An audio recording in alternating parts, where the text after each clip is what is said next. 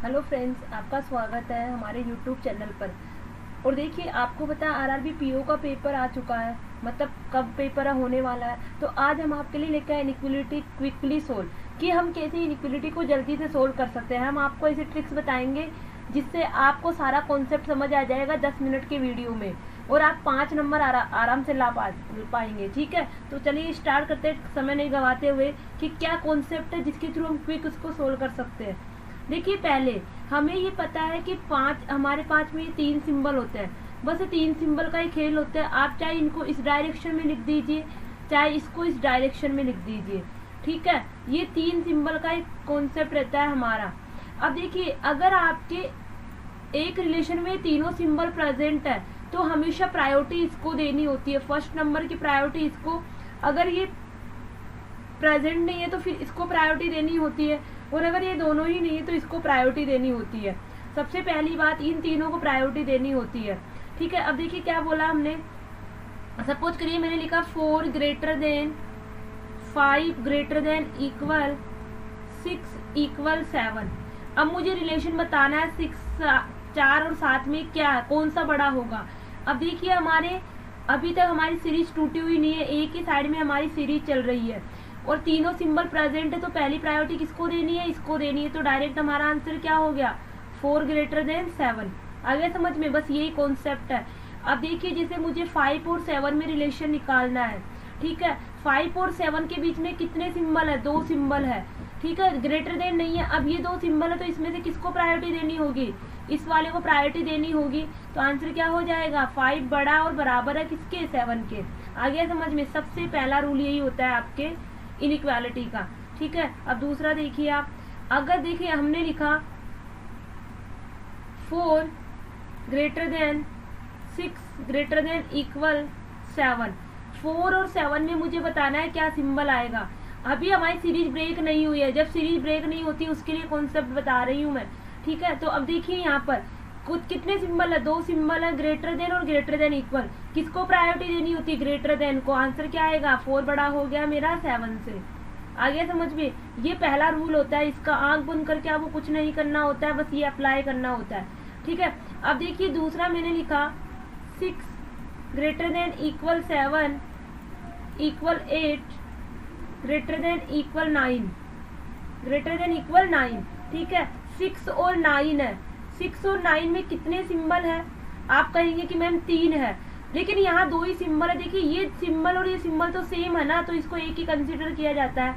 तो यहाँ 2 सिंबल है, किसको प्रायोरिटी देनी है, ग्रेटर देन इक्वल को। तो आंसर क्या बन जाएगा, 6 ग्रेटर देन इक्वल 9। ठीक है, आगे समझ में। चलिए नेक्स्ट देखिए, हमने लिखा 4 greater than 6 greater than equal 7 greater than equal 8 greater than 9। 6 और 9 में मुझे बताना है। ठीक है, कितने सिंबल है 6 और 9 के बीच में, 2 सिंबल है, एक तो ग्रेटर देन इक्वल है और एक ग्रेटर देन है। किसको प्रायोरिटी देनी होती है, बस माइंड में ये ध्यान रखना, अगर एक सीरीज में तीनों सिंबल प्रेजेंट है तो हमेशा प्रायोरिटी पहले इसको देनी होती है, फिर सेकंड नंबर इसको, थर्ड इसको। तो किसको प्रायोरिटी देनी होती है, ग्रेटर देन को। आंसर क्या होगा, ये वाला आंसर हो जाएगा हमारा। ठीक है, ये कब रूल अप्लाई होगा, जब हमारी सीरीज ब्रेक नहीं हो रही है। ठीक है, अब दूसरा कॉन्सेप्ट समझिए आप। मैंने लिखा 4 greater than 6 less than equal 7। अब देखिए 4 और 7 है। 4 और 7 में एक बार ग्रेटर देन सिंबल मिल रहा है और एक बार लेस देन सिंबल मिल रहा है, मतलब हमारी सीरीज यहाँ पर ब्रेक हो चुकी है। ठीक है, अगर हमारी सीरीज ब्रेक हो जाती है तो हम दोनों वेरिएबल में आंसर नहीं बता सकते कि वो ग्रेटर देन होगा, लेसर होगा या इक्वल होगा। अब ये दोनों एक दूसरे के लिए अननोन हो चुके हैं। हो सकता है 4 बड़ा हो 7 से, हो सकता है 4 छोटा हो 7 से, या हो सकता है दोनों बराबर हो। ठीक है, अभी जैसे आप स्टूडेंट पढ़ रहे हो और मैं हूँ, तो आप मुझे देख के नहीं, आप और मैं आपको नहीं बता सकती कि कौन बड़ा है, क्योंकि हम दोनों आपस में क्या अननोन है। हो सकता है आप मुझसे बड़े हो पढ़ने वाले, हो सकता है मैं आपसे बड़ी हूँ पढ़ाने वाली, या हो सकता है दोनों सेम एज के हो। ठीक है, तो यही चीज इसमें बताई गई है कि जैसे अपोजिट सिंबल मिल जाते हैं तो हम रिलेशन इस्टेब्लिश नहीं कर सकते। तो आइदर की कंडीशन वही अप्लाई होती है कि आपके अगर कंक्लूजन में ये दे रखा है, तो अब देखिए हम अप्लाई नहीं कर सकते। तो या तो बड़ा हो सकता है या वो क्या हो सकता है, छोटा हो सकता है, या क्या हो सकता है, बराबर हो सकता है। ये 3 सिंबल उसमें प्रेजेंट होने चाहिए दोनों वेरिएबल में। जैसे ही कंक्लूजन में तीनों सिंबल प्रेजेंट हो जाते हैं तो हमारा आंसर कहाँ चला जाता है, आइदर और में। ठीक है, आ गया समझ में। कभी जब दोनों वेरिएबल में कोई भी रिलेशन स्टैब्लिश नहीं हो रहा है। ठीक है, अब देखिए एग्जाम्पल, हमने लिखा 4 greater than equal 6 greater than 7 less than 8। अब देखिए अगर मुझे 4 और 8 में रिलेशन बताना है, ठीक है, ये हमारा स्टेटमेंट हो गया और यहाँ पे हमें कंक्लूजन निकालना है। ठीक है, अब देखिए तो अब दोनों में क्या, एक बार लेस इधर का साइन हो गया, एक बार इधर का, मतलब अपोजिट सिंबल मिल गए।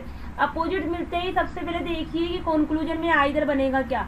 आइदर के लिए कितने सिंबल की जरूरत है, या तो 4 बड़ा हो सकता है 8 से, या 4 मेरा छोटा हो सकता है 8 से, या दोनों मेरे बराबर हो सकते हैं। ठीक है, ये तीनों सिंबल प्रेजेंट होने चाहिए। अगर आपका ये सिंबल प्रेजेंट नहीं है, या तो बड़ा दे रखा है या छोटा दे रखा है, तो ये आइदर में ना जाके किस में जाएगा, नाइदर में जाएगा। क्योंकि आइदर के लिए तीनों सिंबल की प्रेजेंस जरूरी है, 2 सिंबल होंगे तो भी आइदर में नहीं होगा। ठीक है, समझ आ गया। अब चलिए नेक्स्ट देखिए, आइदर का केस बता रही हूँ। उसके बाद देखिए अगर मैंने लिखा है यहाँ पर 4 greater than equal 6 not greater than 7 less than 8। ठीक है, अब देखिए यहाँ पर क्या बोल रहा है कि 6 मेरा 7 से बड़ा नहीं है। अब 7 से बड़ा नहीं है तो देखिए यहाँ पर अगर आपके कंक्लूजन में लेस देन 7 है या इक्वल 7 है। ठीक है, अब देखिए अब 6 यहाँ पर मेरा स्टेटमेंट क्या दे रखा है कि 6 मेरा 7 से बड़ा नहीं है। जब 6 मेरा 7 से बड़ा नहीं है तो या तो छोटा हो सकता है या बराबर हो सकता है। हम क्या लगा रहे हैं, या लगा रहे हैं ना, या मतलब और, आइदर और।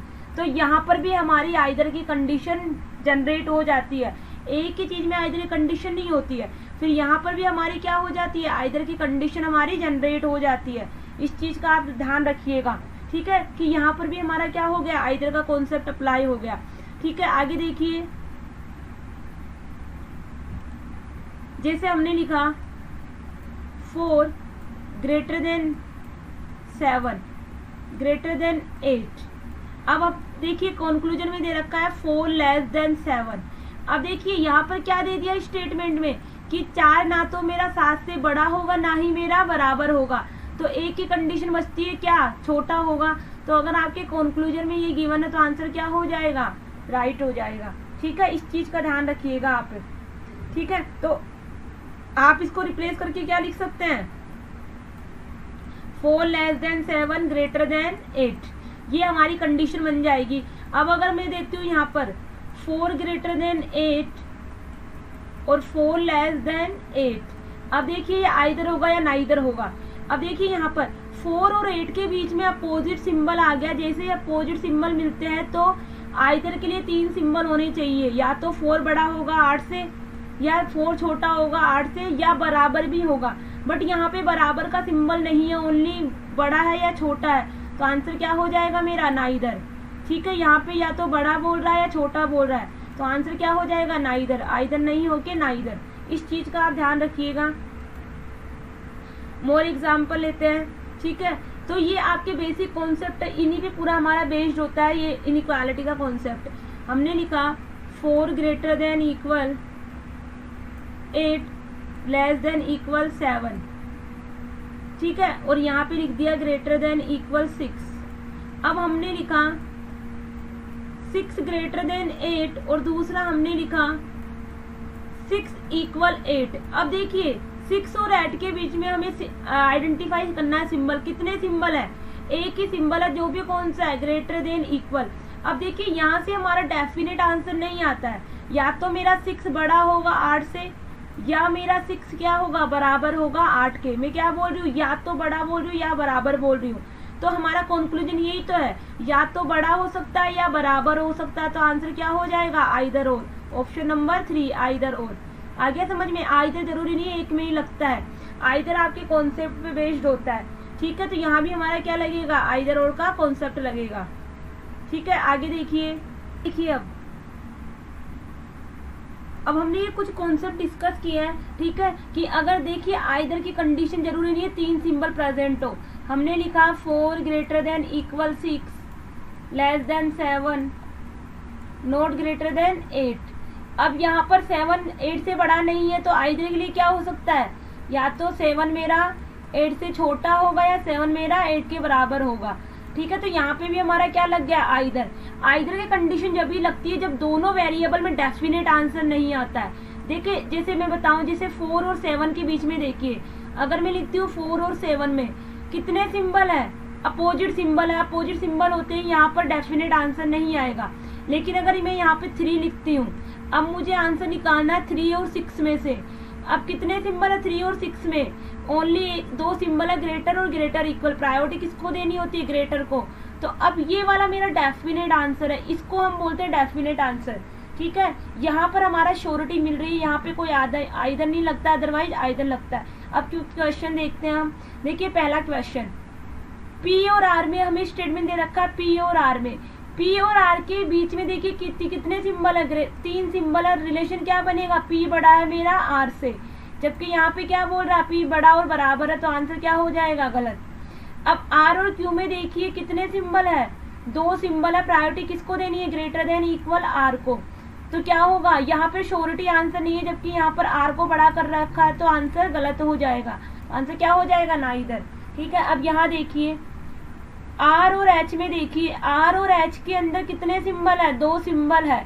किसको प्रायोरिटी देनी है, ग्रेटर देन इक्वल को, इसको प्रायोरिटी देनी है। इसका मतलब क्या हुआ, या तो एच मेरा आर से छोटा होगा या एच मेरा आर के बराबर होगा। या बोल रही हूँ ना, मैं बोलने में या बोल रही हूँ, तो या तो मेरा आर एच के बराबर होगा या आर मेरा एच से बड़ा होगा। इसका मतलब यही है, आप चाहे इसको अपोजिट लिखो, ऐसे लिखो, तो आंसर क्या हो गया, आइदर और, ठीक है। अब यहाँ पर देखिए Z और K के बीच में जाने पर देखिए अपोजिट सिंबल मिल गया, मिल रहा है नहीं मिल रहा है, तो हम यहाँ पर कंपेयर नहीं कर सकते हैं, ठीक है। तो आइदर के लिए अगर हमें दे रखा होता है ऐसे कि बताइए Z ग्रेटर देन K है क्या, तो ये वाला मेरा क्या हो जाएगा, गलत हो जाएगा, ठीक है। आगे देखिए, अगर F और B के अंदर से देखते हैं, तो F और B में देखिए कितने सिंबल मिल रहे हैं, 2 सिंबल मिल रहे हैं। प्रायोरिटी किसको देनी होती है, इस वाले को। तो क्या रिलेशन बनेगा मेरा, B छोटा है मेरा F से, मतलब F बड़ा हो गया मेरा B से, ठीक है। यही कॉन्सेप्ट होता है पूरे इसके अंदर, ठीक है। तो अब देखिए यहाँ पर यही कॉन्सेप्ट लग रहा है हमारा। अगर H और T के बीच में देखते हैं हम, तो हमें क्या मिल रहा है, अपोजिट सिंबल मिल गया। अब अपोजिट मिल गया तो आइदर के लिए तीनों सिंबल की जरूरत है। देखिए यहाँ पर ग्रेटर देन इक्वल मिल गया। इसका मतलब क्या होता है कि या तो H मेरा T से छोटा है या H मेरा T के बराबर है, ठीक है, यही होता है ना। और इसका मतलब क्या हो गया, H मेरा T से बड़ा है। तीनों रिलेशन बन सकते हैं क्योंकि हम यहाँ पॉसिबिलिटी लगा रहे हैं, इसलिए मेरा आइदर में चला गया। सेम इसके अंदर हो गया, T और M के बीच में देखिए, T और M के बीच में 2 सिंबल है, मतलब एक तरह का सिंबल है, मतलब रिलेशन क्या बनेगा, T मेरा M से बड़ा भी हो सकता है और बराबर भी। तो वही बोल रहा है T मेरा या तो M से बड़ा होगा या बराबर होगा, तो आंसर क्या हो जाएगा, आइदर और, ठीक है। सेम टू सेम यहाँ पे देखिए I और T के अंदर में 2 सिंबल मिल रहे हैं, किसको प्रायोरिटी देनी होती है, ग्रेटर देन इक्वल को, ठीक है। तो क्या रिलेशन बनेगा, I बड़ा और बराबर है मेरा T के, मतलब या तो I मेरा T से बड़ा हो सकता है या बराबर हो सकता है। तो या तो बड़ा हो सकता है या बराबर हो सकता है, इसलिए आंसर क्या हो जाएगा, आइदर, ठीक है। अब यहाँ पे देखिए P और R में बताना है, P और R में सेम टू सेम वही कंडीशन हो गई कि यहाँ पर ग्रेटर देन मिल रहा है, मतलब P बड़ा हो गया किससे, R से, इसलिए ये वाला मेरा दोनों गलत हो गए, ठीक है। तो ये कुछ कॉन्सेप्ट था, इसके बाहर कुछ भी नहीं आएगा आपको। अगर आप अब कोई भी क्वेश्चन सोल्व करेंगे तो इजीली आपको 5 नंबर मिल जाएंगे। तो इसको वीडियो को देखने के लिए वेरी वेरी थैंक यू। इस वीडियो को लाइक करिए, शेयर करिए और हमारे चैनल को सब्सक्राइब करिए। आज के लिए इतना ही, थैंक यू वेरी मच।